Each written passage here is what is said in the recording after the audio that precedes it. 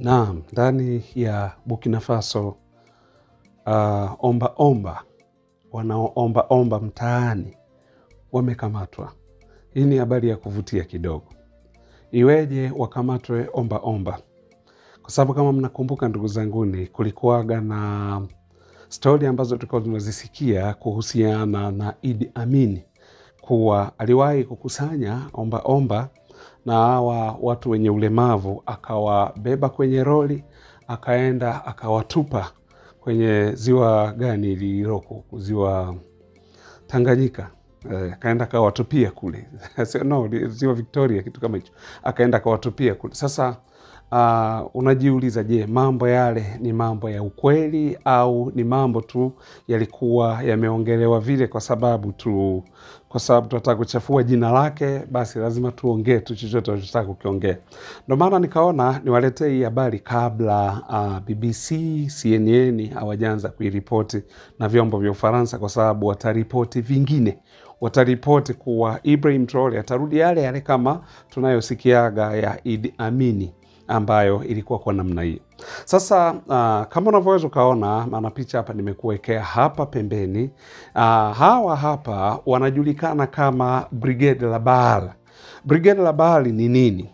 Na Brigade La Baal nchini Burkina Faso ni brigedia maalumu ambayo inapigana dhidi ya uasherati na uchafu, hasa katika mji mkuu wa Ouagadougou. Kikosi hiki kina jukumu la kutekeleza utaratibu wa umma kwa kushughulikia vitendo vinavyochukuliwa kuwa si vya kiungwana au visivyo vya usafi, kama vile utupaji taka haramu au fujo za umma. Na miongoni mwa haya ni pamoja na omba, kwa sababu hii ni kwa mujibu wa katiba ya Burkina Faso, ambapo baadhi ya vifungu vya Burkina Faso, katiba ya Burkina Faso, nitakuelezea na kwa nini imekuwa kwa namna hiyo. Nataka unielewe vizuri zaidi. Kwanza tunakumbuka kitu kinachojulikana kama Faso Mebo Initiative ndani ya Burkina Faso, kwa sababu kwa ufafanuzi wake unasema the Faso Mebo Initiative is a presidential program in Burkina Faso launched by President Ibrahim Traore to rebuild and modernize the country's road infrastructure.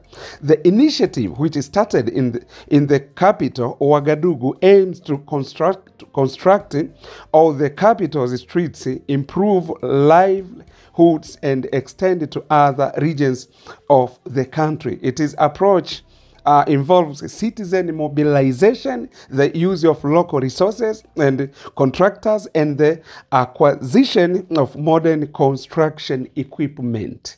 Manake hii Faso Mebo ni mpango wa kuijenga Burkina Faso upya. Ndio maana hapa wamesema kuwa hii ni presidential program ambayo iko Burkina Faso, ambayo ilianzishwa na Captain Ibrahim Traore ambaye ndio rais wa Burkina Faso, kwa ajili ya kuijenga na kujenga na kumodernize, kufanya kuwa mji uwe wa kisasa zaidi. Lakini sasa unapoongelea Faso Mebo, manake ni watu wanaochangia kwa nguvu zao pamoja na pesa zao kujenga nchi yao wenyewe. Ndio maana ikaitwa Faso Mebo Initiative, ambayo Faso Mebo Initiative ni mpango wa raia wa Burkina Faso kuijenga nchi yao wenyewe. Ndio maana utakuta huku sasa kuna watu wanajitolea kwenda kufanya kazi hizi barabarani huku, wakati barabara zinajengwa kwa kawaida waga vibarua wanalipwa, lakini watu wanakuwa wamejitolea na wao wanaenda kwenda kufanya hiyo kazi. Niliwahi kuripoti hapa kuhusiana na hii the Faso Mebo Initiative. Kwa hiyo sasa kinachotokea kwa hii Brigade La Baal, kama ambavyo umeona, hawa ni omba, lakini omba ambao wamevunja sheria. Na utakuwa umeona na utaona kuwa walienda kufanya kazi, kwa sababu sheria za Burkina Faso ziko hivi. Baadhi ya vifungu ndani ya katiba ya Burkina Faso ni kwamba mtu yeyote ambaye ana pretend kuwa na ulemavu, na wakati sio mlemavu, kwa sababu kuna watu hawataki kufanya kazi, yani yeye ameamua kazi hataki kufanya, amekwepa kilimo, amekwepa kwenda kufanya kazi ya kuajiriwa, amekwepa kwenda site hata akapate kazi ambayo ni labda saidia fundi huko tunaitaga, amekwepa. Kwa anachoamua kukifanya huyu mtu, anaamua kuingia mtaani na kuwa omba mtaani. Na kule mtaani akiwa omba, sasa unakuta sasa, yani ndio maana nakuambia mojawapo ya kifungu cha sheria ili huyu mtu aweze kuwa amevunja hiyo sheria ni pale anapoingia mtaani kuomba na kujifanya kuwa yeye ana ulemavu. Mwingine ana pretend kama haoni. Kuna mwingine unakuta yani ana pretend kama mkono wake ni uko una ulemavu. Kuna mwingine ana pretend, tunafikiri tunaonaga au kuta mtu amefunga mguu, kwa hiyo anaonekana yani ukimwangalia unajua ana mguu mmoja, mwingine mguu umekatwa, kwa hiyo yuko hapo kwa ajili ya kuomba msaada ili wampe. Sasa kwenye maeneo mengine mpaka inakuwa ni kero. Maeneo mengine hao omba unakuta wamewatanguliza watoto, na wale watoto wanakuvuta shati, tupe hela na vitu vya namna hiyo. Kwa hii sasa, kwa mujibu wa katiba ya Burkina Faso, hilo linakuwa ni kosa. Mtu umepretendi kuwa wewe una ulemavu alafu umeenda kuomba.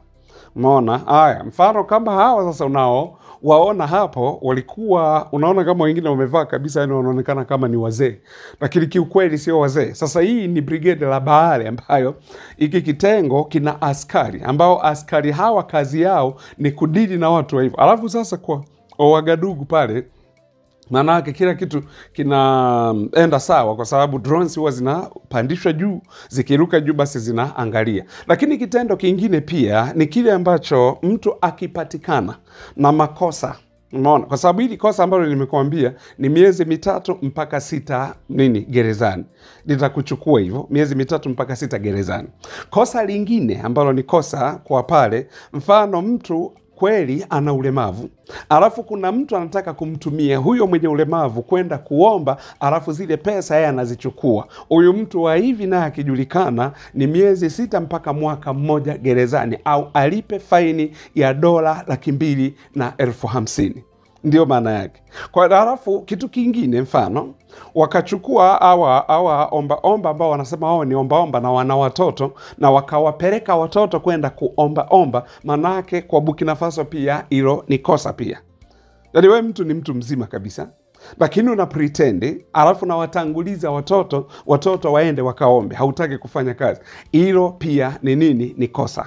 Na ndani ya Burkina Faso pia unaonaga huku watu wakifua wanamwaga maji barabarani, kwenye barabara hizi za mitaani hizi. Mtu anafua, akifua na mwaga maji barabarani. Kwa Burkina Faso ni kosa. Brigade la bahari itadili na wewe na itashughulika vizuri na wewe na utachukuliwa. Sasa hapa ndio point sasa nataka kuiongea. Hawa omba wamechukuliwa, wamepelekwa wapi? Wamechukuliwa kwenda kupelekwa yani, kwa sababu kwa makosa haya niliyoyaongea, miezi 3 au miezi 6 gerezani, au inategemeana na kosa gani mtu amefanya, inaweza ikachukua miezi 6 mpaka mwaka, au faini ya $200,000 za Kimarekani kwa mtu huyu aliyefanya hivi. Kwa wanachokifanya sasa ni kuwachukua hawa watu, kuwapakia kwenye gari kama unavyoona hapo, kuwapakia kwenye gari na kuwapeleka sasa kwenda volunteer, kwenda kufanya kazi za kijamii kuijenga nchi. Na hii ni kwa wiki nzima, yani watafanya hiyo kazi kwa wiki nzima wakiwa wanafanya hivyo. Nakumbuka hata Mchina mmoja aliwahi kufanya makosa hapo Burkina Faso, alichukuliwa akaenda kuchimbishwa mtaro. Mchina mara walisema okay, ukiwa hapa lazima uheshimu sheria za hapa.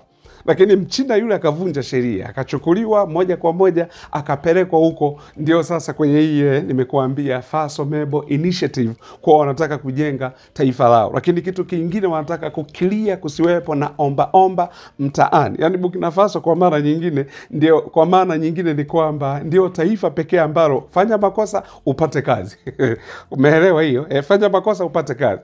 Kwa hiyo kwa sababu sasa kwa mujibu wa sheria au kwa mujibu wa katiba ya Burkina Faso, kuwa mtu akifanya makosa lazima alipe hicho kiasi, na hicho kiasi huyu mtu hana, anafanyaje? Inabidi aende akachangie maendeleo ya nchi kwa kwenda kujenga barabara, kwenda kufanya kazi hizo za kukoroga zege, kwenda kufanya kazi za kufiatua hizi pavement, kwa sababu wataalamu wako pale, kwenda kufanya kazi za kubeba na kuwapelekea mafundi ili mafundi waendelee kujenga. Ndio mpango ambao Captain Ibrahim Traore amekuja nao. Na hawa watu wanaofanya makosa ya namna hii, kuna klipu moja tena niliiona, wanafanya makosa ya namna hiyo. Hawa mama wanafua halafu wanamwagia maji nje kwenye barabara, wakati ambapo waliambiwa msimwage maji wala takataka huku barabarani.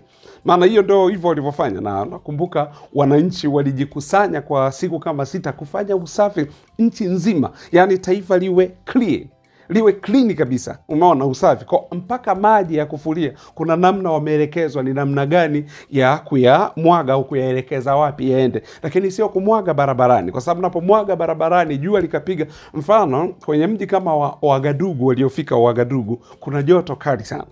Kwa hiyo unapomwaga, na jua pia linawaka sana, unapomwaga maji barabarani, maana yake maji yale yanapoingia kwenye ardhi yanatengeneza kama kuirarua ile ardhi. Huko sasa ni mitaani ambako bado lami haijanini. Kwa hiyo wanasema huu ni uharibifu, tunaharibu barabara ambazo zimechongwa vizuri, zinahitaji zilindwe kwa namna hiyo. Kwa hiyo hawa sasa wanachukuliwa na wao kupelekwa kufanya zile kazi. Hiyo ndio itakuwa faini yao. Badala ya kuwapeleka gerezani miezi 3, miezi 6 mpaka mwaka, wataenda kusaidia ili kuijenga nchi yao. Yani kupitia makosa yao na wao wameshiriki katika kulijenga taifa lao ambalo ni taifa la Burkina Faso.